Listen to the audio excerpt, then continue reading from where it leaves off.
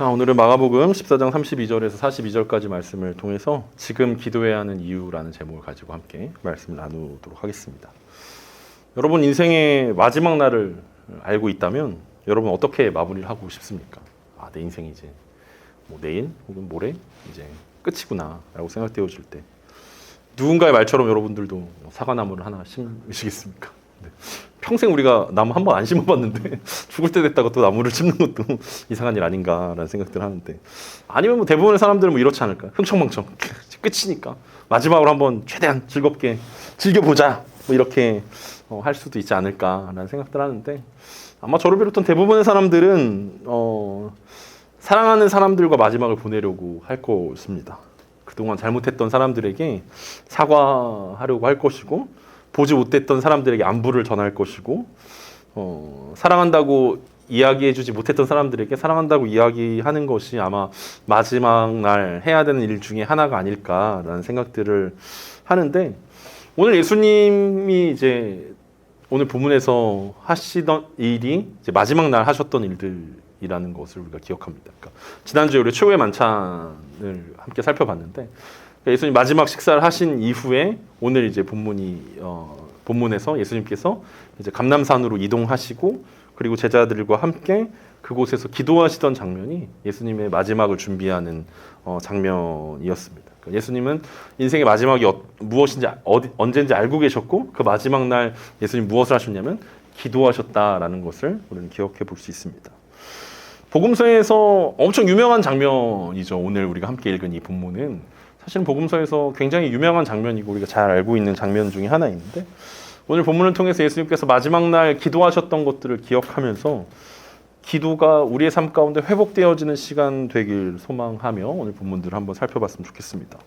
오늘 본문 32절부터 제가 잠깐 읽어드리겠습니다. 그들이 겟세마네라 하는 곳에 이름에 예수께서 제자들에게 이르시되 내가 기도할 동안에 너희는 여기 앉아 있으라 하시고, 베드로와 야고보와 요한을 데리고 가실새 심히 놀라시며 슬퍼하사 말씀하시되 내 마음이 심히 고민하여 죽게 되었으니 너희는 여기 머물러 깨어 있으라 하시고. 예수님은 유월절 식사를 마치신 후에 찬양을 부르시면서 감람산으로 향하셨습니다. 그곳에 감람산 옆에 이제 겟세마네라는 곳에 이르렀을 때 베드로와 야고보와 요한을 뺀 나머지 제자들을 그곳에 앉아서 기다리라고 하신 이후에 3명의 제자들만 데리시고 이제 기도하러 가셨습니다. 감람산이라는 그 산 자체가 유대인들 가운데는 기도 명소이기도 했고, 예수님과 제자들이 종종 기도하러 갔던 곳이기도 합니다. 그러니까 누가복음 22장 39절에서는 누가가 어떻게 표현했냐면 예수께서 나가사 습관을 따라 감람산에 가시매 제자들도 따라갔더니라고 이야기합니다. 그러니까 누가복음에서는 3명만 데리고 갔다라고 이야기하진 않았지만 감람산으로 가는 것이 예수님과 제자들의 습관이었다라고 말씀하고 있습니다. 그러니까 예수님이 기도를 마쳤을 때 가룟 유다가 자연스럽게 예수님을 잡으러 오는 것을 보면서 이곳이 예수님과 제자들에게는 어떤 추억이 있는 장소고 충분히 상상할 수 있는, 예측할 수 있는, 예수님이 유월절 식사 끝난 다음에 예수님은 아마 여기 있을 거야 라고 가룟 유다가 충분히 생각할 수 있는 장소였다라는 거죠. 예수님은 야이로의 죽은 딸을 살리실 때, 그리고 변화산에서 기도하시면서 모세와 엘리야를 만났을 때 어떤 중요한 순간에는 늘 베드로와 요한과 야고보를 이제 데리고 가십니다. 그러니까 12 제자 중에서도 특별히 3명만 데리고 가시는데, 오늘도 3명만 데려간 걸 크게 이상하진 않지만 예수님이 왜 이 3명을 굳이 데려가셨을까라고 생각해 본다면, 야고보와 요한이 예수님께 왼편과 오른편 자리를 달라고 이야기했을 때 예수님께서 고난의 잔을 니네가 마실 수 있냐라고 물어보셨을 때 야고보와 요한이 자신 있게 우리가 그 잔을 마실 수 있다라고 이야기하지 않았습니까? 그리고 최후의 만찬에서 베드로가 다 예수님을 버릴지라도 자기는 버리지 않겠다라고 자신만만하게 예수님께 고백했던 장면들을 기억하면서 꽤 자신 있다라고 이야기하던 이 3명을 굳이 예수님께서 데려가신 이유들은 어쩌면 그런 이유 아닐까. 다른 제자들보다 꽤나 자신 있어 하던, 그래서 그래 그럼 니네가 대표로 한번 따라와 봐라, 그리고 니네가 과연 할 수 있는지 한번 보자라고 생각하시면서 예수님은 이제 이 3명을 데려가신 것은 아닐까라고 생각하게 됩니다. 그리고 예수님은 이 3명에게 자신의 속마음을 털어놓으십니다. 마음이 심히 고민하여 죽게 되었다라고 말씀하십니다. 예수님이 평소에 제자들에게 이런 말씀하시는 분은 아닌데 오늘 예수님은 드디어 마지막 순간에 제자들에게 마음이 심히 고민되어서 죽게 되었다. 얼마나 고민이 많으신지 예수님께서 죽을 것 같다라고 말씀하고 있습니다. 그러면서 예수님께서 이 세 명의 제자들에게 깨어있으라고 말씀하셨는데, 뭐 깨어있으라는 것은 내가 기도할 테니 니네가 여기서 누가 오는지 잘 감시하고 있어라 라는 의미일 수도 있겠고, 또 예수님처럼 마지막 때를 기도로 준비하라는 명령일 수도 있을 것입니다. 중요한 것은 이 3년 동안 예수님과 함께 했는데 이 세 명의 제자들에게 예수님이 야 내가 진짜 죽을 것 같이 고민스러우니까 니네가 깨어있어라. 그리고 이것이 기도하라는 의미였다면 예수님은 그 기도 부탁을 한 거 아닙니까? 야 나를 위해서 좀 기도해라. 내가 진짜 죽을 것처럼 힘들다라고 이제 세 명의 대표 선수들에게 이제 기도를 부탁했는데 우리가 알다시피 이 세 명의 제자들이 잠이 들었다라는 것입니다. 교회 안에서 우리가 흔히 부탁하는 것 중에 하나가 기도 부탁 아닙니까? 제가 이런 힘든 일이 있습니다. 어려운 일들이 있습니다. 여러분 그런 기도 부탁 받았을 때 여러분은 아마 기도해요. 제가 기도하겠습니다라고 우리는 약간 그 덕담처럼 우리가 교회 안에서 이렇게 얘기하지 않습니까? 기도를 부탁하고 기도하겠습니다. 이게 약간 우리의 인사가 돼버렸는데 약간 뭐 그런 거죠. 언제 한번 식사하죠? 그럼 언제 한번 식사합시다. 뭐 이렇게 하는 어떤 그런 문화처럼 우리 가운데 다가오는데 이 세 명의 제자들이 예수님의 기도 부탁을 받고 왜 이 세 명의 제자들은 잠이 들 수밖에 없었는가? 왜 그들은 예수님의 이 기도 부탁을 너무 가볍게 여겼을까? 뭐 이런 부분들을 우리가 한번 생각해 볼 수 있다는 것입니다. 제자들이 어떻게 했는지 그리고 그 이후에 어떤 일들이 벌어졌는지 35절부터 36절입니다. 조금 나아가서 땅에 엎드려 될 수 있는 대로 이때가 자기에게서 지나가기를 구하여 이르시되 아빠 아버지여 아버지께서는 모든 것이 가능하오니 이 잔을 내게서 옮기시옵소서. 그러나 나의 원대로 마시옵고 아버지의 원대로 하옵소서 하시고 이 세 명의 제자들에게 깨어있으라고 말씀하신 후에 예수님은 조금 더 나아가셔서 땅에 엎드려서 기도하기 시작했다라고 이야기합니다. 누가복음에서는 돌 하나 던질 정도의 거리라고 이야기합니다. 뭐 그래도 밤이기도 하고 뭐 그렇게 멀지 않은 거리였기 때문에 예수님의 이 기도가 제자들에게 잘 들렸을 것 같습니다. 아마 이때는 그래도 좀 기억이 있는 것 같아요. 제자들이 예수님 어떻게 기도했는지 그래도 기억하면서 기록해 놓은 거 아닙니까? 유대인들은 그리고 예수님도 보통 이제 서서 기도합니다. 서서 하늘을 우러러서 우리가 손을 들고 기도하는 것이 이제 유대인들이 흔히 하는 기도의 모습이었는데 오늘 예수님은 얼마나 힘들고 어려우셨는지 마음이 답답하셨는지 예수님을 땅에 엎드려지게 만들었습니다. 그리고 마치 제자들에게 주기도문을 가르쳐 주셨을 때처럼 기도의 정석이다라고 보여줄 정도로 예수님은 그의 마음을 하나님께 기도로 표현하십니다. 그러니까 참 하나님이시면서 참 인간이신 예수님께서 하늘에 계신 아버지 그리고 하나님께 이때가 지나가기를 기도하셨다라는 거죠. 그리고 고난과 죽음의 잔을 옮겨달라고 기도하십니다. 그런데 여기의 핵심은 앞에 있지 않아요. 예수님 옮겨주십시오. 하나님 이 잔을 옮겨주십시오.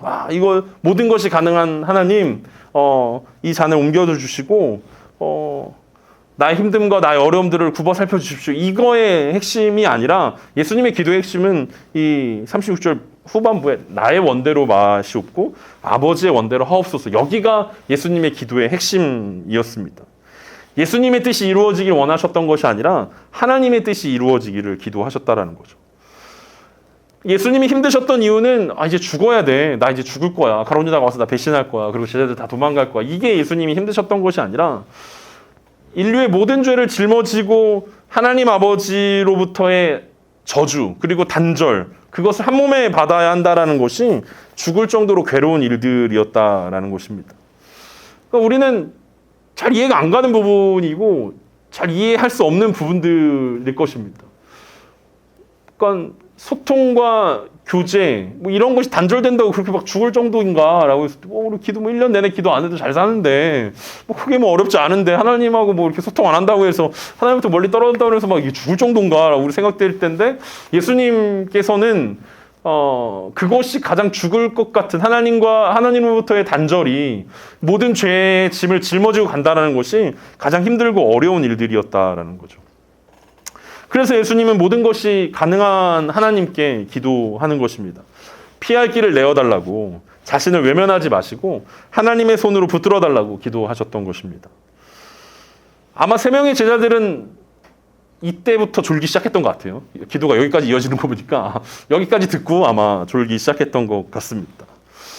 분명한 것은 예수님은 하나님의 뜻을 구하는 기도를 하셨다라는 거예요. 자신의 뜻을 구하는 것이 아니라 하나님의 뜻을 구하고 계셨다라는 것입니다. 우리는 예수님의 이 기도를 아주 잘 알고 있지 않습니까? 그래서 우리는 예수님의 이 기도를 흉내냅니다. 아니 이게 기도의 정석이기 때문에 이렇게 기도해야 된다라고 생각하고 그렇게 합니다. 그래서 어떻게 합니까?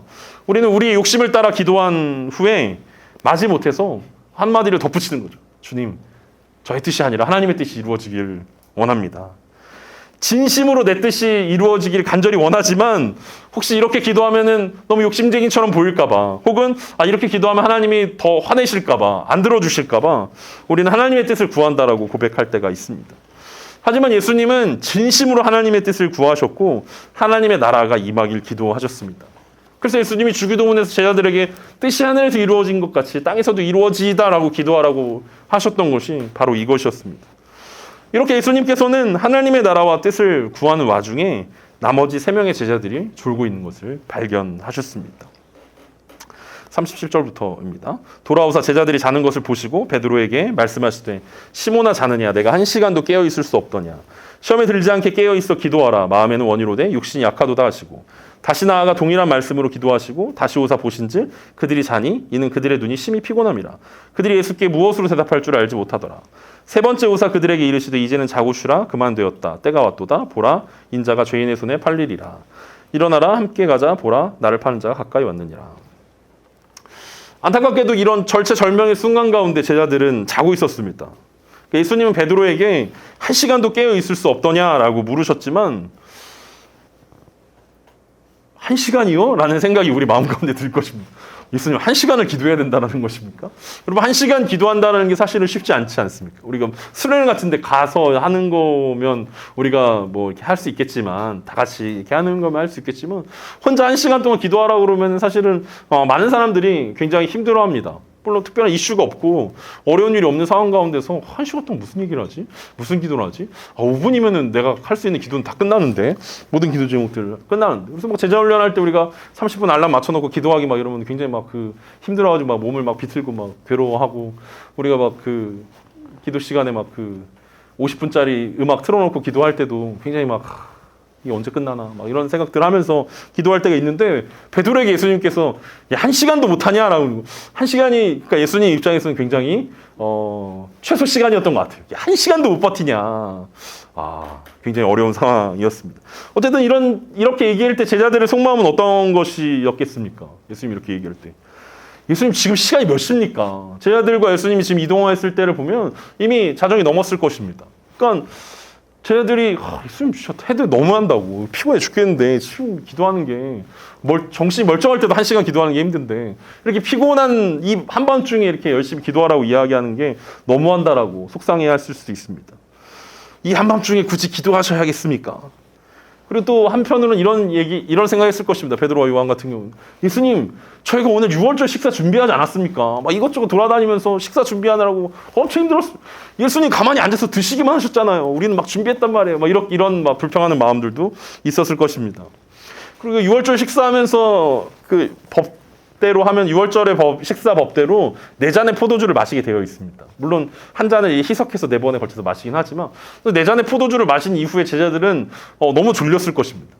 근데 예수님도 같이 드셨는데 굳이 제자들만 졸리진 않았겠지만 어쨌든 막 그런 핑계거리들이 굉장히 많이 있었을 거라는 거죠. 지금 기도할 수 없는 이유들이 제자들 가운데는 너무나 많이 있었다는 거예요. 자신들이 졸 수밖에 없는 기도에 집중할 수 없는 이유들이 너무나 많았다라는 거죠. 입으로 꺼내진 않았지만 속마음이 바로 그러했다라는 것입니다. 근데 그런 제자들에게 예수님 뭐라고 말씀하십니까? 시험에 들지 않게 기도하라고 말씀하십니다. 마음은 원하지만 육신이 약하다라는 말씀과 함께 말씀하십니다. 우리가 정말 사랑하는 말씀 아닙니까? 마음은 원이로되 육신이 약하다. 우리가 기도하지 못할 때 늘 하는 얘기가 정말 기도하고 싶은데 정말 하나님께 열심히 하고 싶은데 육신이 연약해서 할 수가 없습니다. 라는 전형적인 핑계들이 예수님에 의해서 나왔다라는 것 자체가 굉장히 우리들 가운데 위로가 되어지고 힘이 되어지는 말씀 아닙니까? 그러니까 예수님이 제자들에게 왜 이런 이야기 하시는 것입니까? 지금이 마지막 때라는 사실을 예수님 혼자 알고 계셨기 때문에 그렇습니다. 제자들은 전혀 상관하지 않았던 거죠. 전혀 신경 쓰지 않았다는, 지금 무슨 마지막이야. 아, 예수님 내일 기도하면 되지. 굳이 왜 오늘 기도해야 됩니까? 밤도 늦었는데. 우리 이렇게 피곤한데. 하루 일정들 다 지나간다면 왜 이렇습니까? 그리고 예수님 혼자 엄청난 시험이 다가온다는 것들을 예수님 혼자 알고 계셨다는 거예요. 제자들이 그걸 눈치챘다면, 야, 이제 진짜 몇 시간 뒤면 엄청난 일들이 일어날 거라는 사실들을 막 베드로 같은 경우에는 막 사람들이 와가지고 막 물어보고 막 너 그 당이다, 너 예수님 쫓아다니지 않았냐, 막 이런 시험거리들이 막 다가온다는 걸 알았다면 그들 막 열심히 기도했을 텐데 그런 생각들을 전혀 하지 못했다라는 것입니다. 무엇보다도 예수님은 십자가라는 자신의 사명이 다가오고 있다라는 이 사실을 기억했기 때문에 기도할 수 있었지만, 제자들에게는 예수님을 따르는 사명이 그들 가운데 기억되지 않았기 때문에, 잊혀졌기 때문에 기도로 준비할 수 없었다라는 것입니다. 제자들은 깨어있는데 깨어서 기도하는데 실패하였고 마지막 순간까지 자신들의 사명을 깨닫지 못했다라는 것입니다. 그러니까 우리 입장에서는, 야, 제자들이 어떻게 마지막 순간까지 이렇게 정신을 못 차리는가? 왜 기도하지 못하고 그 순간까지 잠을 잘 수밖에 없는가라고 생각하지만, 자신들의 사명을 깨닫지 못한 사람들에게는 기도가 절실할 수가 없다라는 거예요.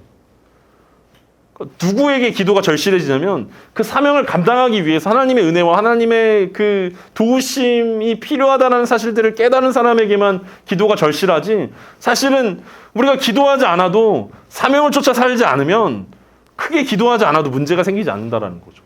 내 욕심을 위해서, 나의 편안함과 안락함을 위해 살아가는데 굳이 기도하지 않아도 그런 것들은 충분히 우리의 힘과 능력으로 잘 먹고 잘 살 수 있다는 것이 우리들의 모습 아니겠습니까? 그래서 굳이 지금 기도하지 않아도 된다라고 제자들은 생각했습니다. 예수님은 마음에는 원이로되 육신이 약하도라고 말씀하셨지만, 제자들은 마음은 원했지만 그래서 자신 있게 예수님을 버리지 않겠다라고 고백했지만 그들의 육신은 그 마음만큼은 아니었기 때문에, 그리고 그 마음 가운데는 예수님, 제가 내일은 진짜 따르겠습니다. 예수님, 진짜 내일은 진짜 열심히 기도하겠습니다. 예수님, 제가 오늘 못한 것까지 내일 더 2배로 하겠습니다. 뭐 이런 생각들이었기 때문에 잠이 들고 말았습니다. 그리고 예수님은 다시 기도하라고 하셨습니다. 그리고 조용해진 제자들에게 다시 돌아오셨을 때 그들은 잠이 가득한 눈으로 예수님을 바라보았고 어쩔 줄 몰라 했습니다. 세 번째 제자들에게 오셨을 때 이제 예수님은 이제 자고 쉬라, 그만 되었다라고 말씀하십니다.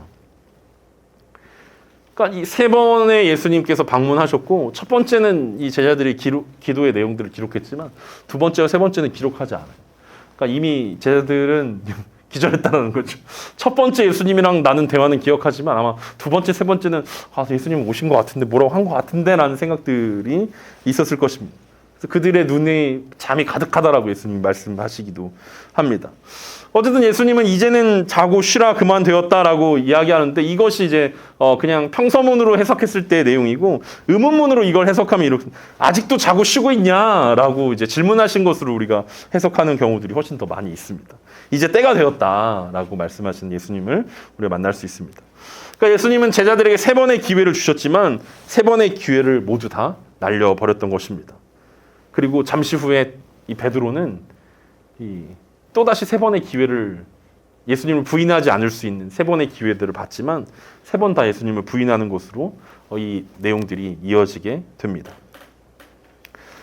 예수님은 제자들이 지금 기도하기를 원하셨지만 제자들은 다음을 원했습니다. 지금은 너무 피곤했기 때문입니다. 예수님께서 바로 직전에 마가복음 13장에서 막 깨어있으라는 얘기를 엄청 강조하시면서 주인이 언제 돌아올지 모르기 때문에 깨어있으라고 그렇게 강조하셨음에도 불구하고 제자들은 여전히 깨어있지 못했습니다. 그리고 예수님은 이제 가룟 유다를 만나러 기도에 실패한 제자들을 데리고 함께 가십니다. 만약 우리 같으면 세 번이나 기회를 줬는데 이렇게 실수하고 실패한 제자들을 보면서 야, 나 혼자 갈 거야 이러면서 갈 것 같은데, 예수님은 그래도 야, 가자, 가룟 유다 만나러 가자라고 데리고 가시는 예수님의 모습들을 또 보기도 합니다. 중요한 것은 오늘 본문을 통해서 예수님과 제자들의 기도가 다른 것들을 우리가 살펴볼 수 있었습니다. 그리고 이 기도를 통해서 우리의 기도 생활에 적용할 거리들을 세 가지 정도 찾아볼 수 있을 것입니다. 첫 번째로, 예수님은 자신의 사명을 완수하기 위해 기도하셨지만 제자들은 자신의 사명을 기억하지 못했습니다. 오늘날 우리의 기도가 실패하는 이유가 기도하더라도 기도에 실패하는 이유가 기도하더라도 간절하지 않은 이유 때문 아닙니까?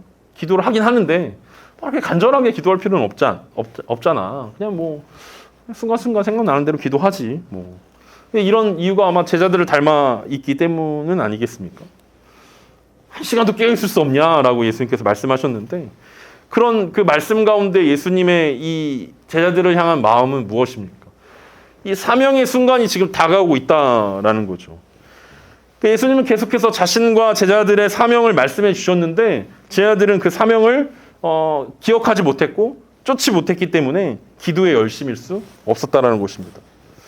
어쩌면 제자들이 예수님처럼 정말 간절하게 막 예수님이 막 그 고민하고 죽겠다라고 이야기하고 간절히 막 얼굴을 땅에 대고 기도했던 것처럼 제자들이 기도했다면 가룟 유다가 군인들과 함께 예수님을 찾아왔을 때 제자들이 정말 다 도망갔었을까?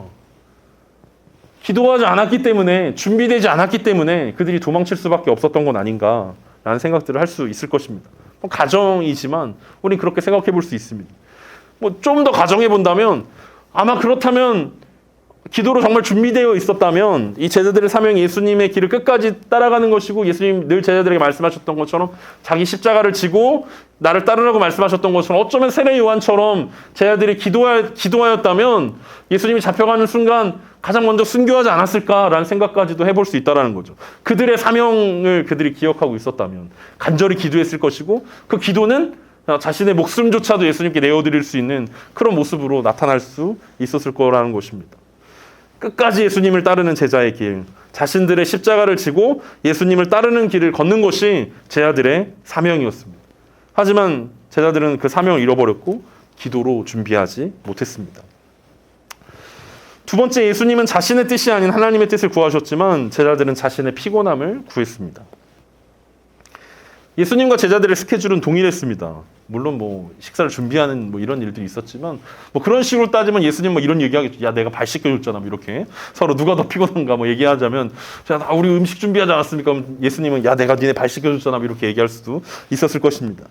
그러니까 제자들이 피곤하지 않았다라는 것은 아니지만 제자들은 피곤했죠. 예수님처럼 피곤함을 이겨내고 기도할 수 있었다라는 거죠. 그럼에도 예수님은 자신의 육신의 원함을 구하지 않았고 하나님의 원함을 구하는 진짜 기도를 보여주셨습니다.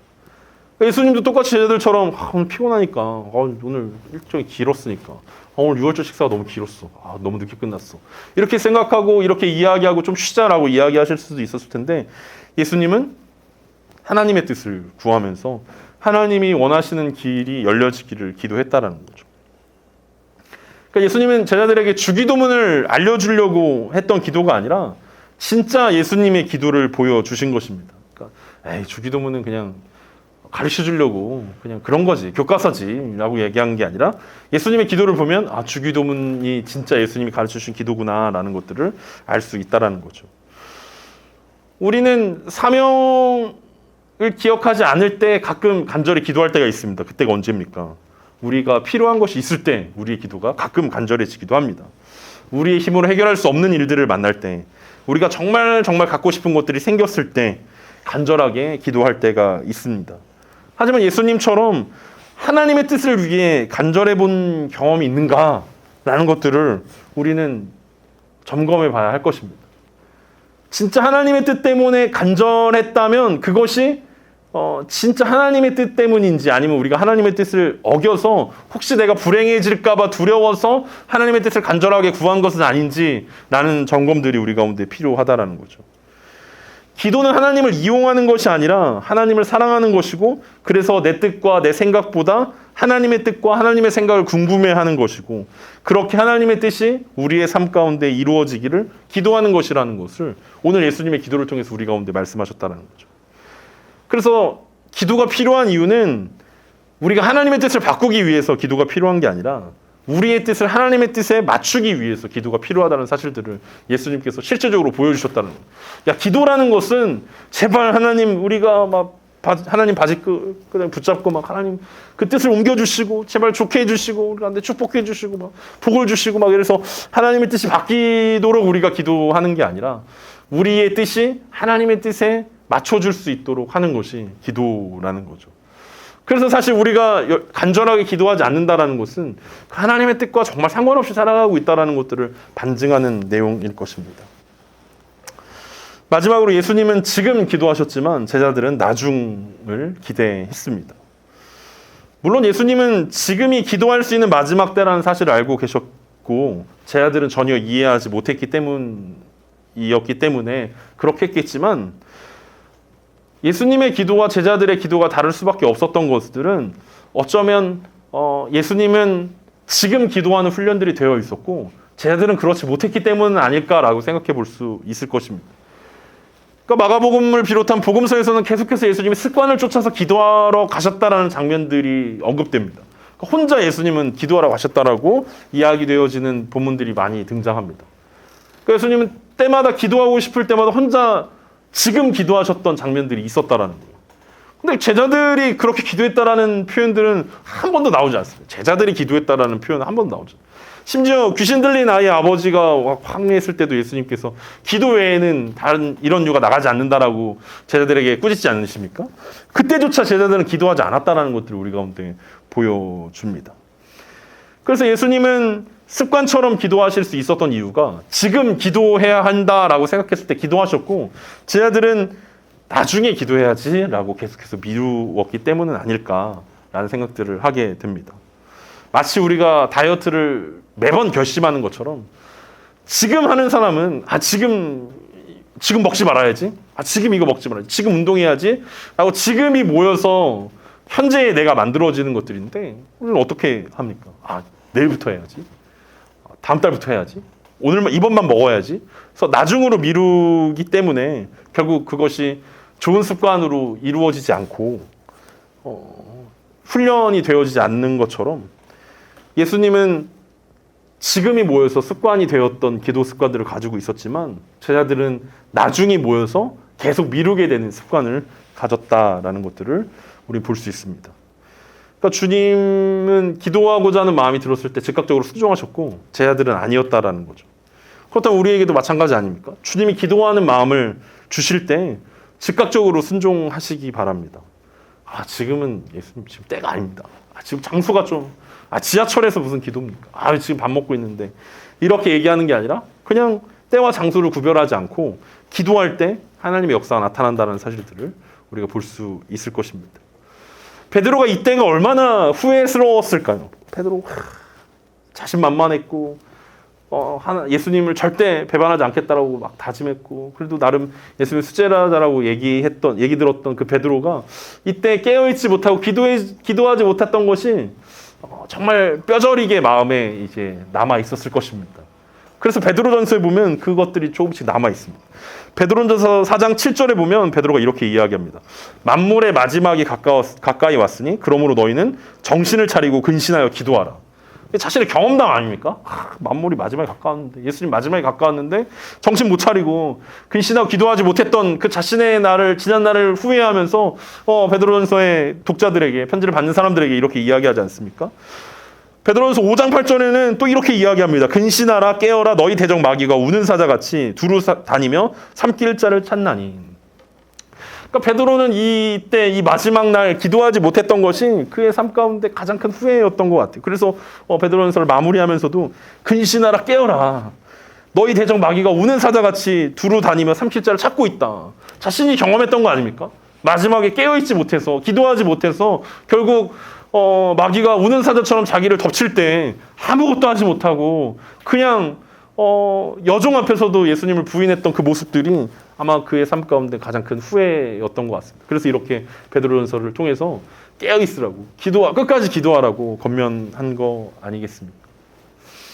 오늘 말씀을 마무리하면서 우리가 기억해야 되는 것이 있습니다. 예수님의 기도를 정리하면 이렇게 정리될 것 같습니다. 기도의 동기는 사명이라는 것입니다. 그리고 기도의 내용은 하나님의 뜻이라는 것입니다. 그리고 기도의 때는 바로 지금이어야 한다는 것입니다. 기도의 동기, 우리가 기도해야 하는 그 이유, 우리를 기도의 자리로 부르는 것은 사명을 감당하기 위함입니다. 그리고 우리의 기도의 내용은 뭘 달라라고 하는 것이 아니라 하나님의 뜻을 알기 위해서, 하나님의 뜻을 것을 구하는 기도여야 합니다. 그리고 그 기도는 내일 하는 것이 아니라 모레 하는 것이 아니라 바로 지금 해야 한다라는 것을 오늘 예수님께서 우리 가운데 말씀하고 있습니다. 이제 하반기가 시작되었습니다. 그리고 또 한 주를 우리는 시작하게 될 것입니다. 예수님께서 우리 마음 가운데 기도하고자 하는 마음들을 우리 가운데 주실 때 순종했으면 좋겠습니다. 그리고 우리가 사명을 잃어버려서 간절히 기도하지 못하는 그런 우를 범하지 않았으면 좋겠습니다. 하나님이 우리를 부르신 이유가 뭘까? 하나님이 우리를 삶의 현장 가운데 삶의 자리로 부르신 그 사명이 무엇일까? 그것들을 단단히 고민하고 기도함을 통해서 사명을 알아가고 그 사명을 알게 되었기 때문에 그 사명을 완수하기 위해서 더 기도하게 되는 이 선순환들이 우리 삶 가운데 이루어졌으면 좋겠습니다. 내 뜻을 고집하는 것이 아니라 하나님의 뜻이 우리 삶 가운데, 하나님의 나라가 우리 삶 가운데 임하는 것들을 보는 우리 2022년 하반기 또 이번 한 주, 그래서 삶의 현장 가운데 승리하는 저와 여러분 되시길 간절히 소망합니다.